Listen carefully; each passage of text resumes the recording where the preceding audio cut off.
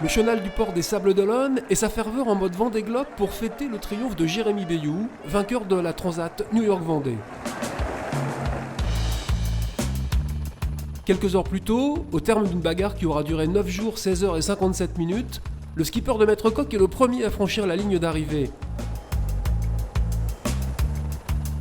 Rarement épargné par la malchance ces dernières années, il en profite également pour signer sa première victoire en solitaire dans la classe IMOCA. C'est une belle victoire, c'est une superbe course, on l'a bien préparé, tout le team a vraiment beaucoup bossé pour être prêt comme moi je le souhaitais au départ de cette course-là avec un bateau performant.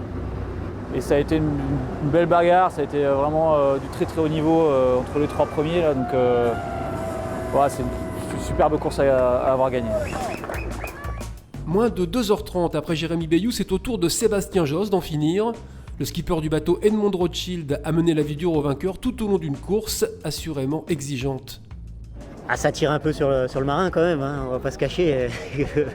Ça reste, voilà, quand il y a du contact, on laisse pas passer on essaye de ne pas laisser passer grand chose.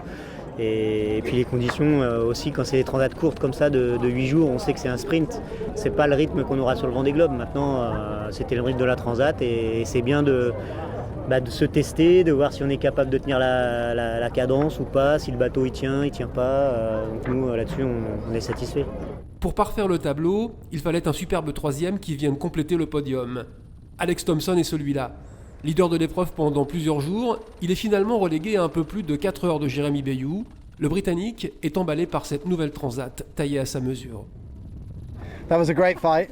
Very enjoyable. I think I'd say that feels like the first 9 days of the Vendée Globe. You know, it's a sprint. Everybody working very hard. Very interesting race. Quick to begin with, a big storm in the middle and light at the end. So it had everything. Eh? It was a great race for the calendar, I think.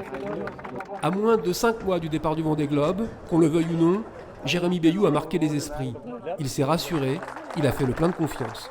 C'est moi effectivement qui me rassure.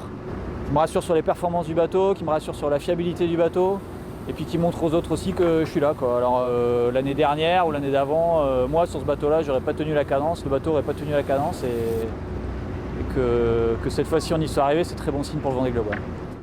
Pendant que Paul Meyas adjugeait la 4e place, 9 bateaux étaient encore éparpillés sur l'Atlantique Nord. Leurs arrivées respectives aux Sables d'Olonne s'enchaîneront quotidiennement jusqu'au week-end prochain.